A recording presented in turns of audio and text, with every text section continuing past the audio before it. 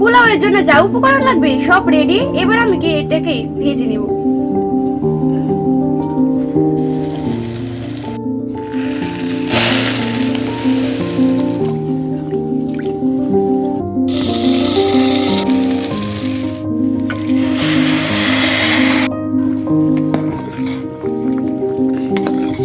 এবার আমি এটাকে ভালো করে ভেজে নেব।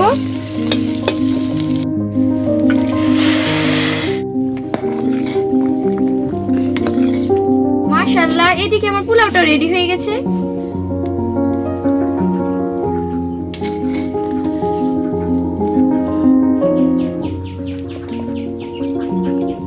তো এটাকে আমি কেটে বেছে ধুয়ে ভালো করে পরিষ্কার করে নিয়ে আসি।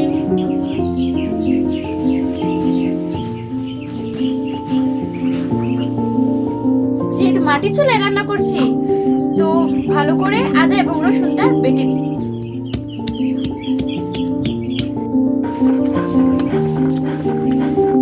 এদিকে আমার মাংসের মশলা রেডি। এবার এটাকে একসাথে মাখিয়ে তারপর রান্না করব।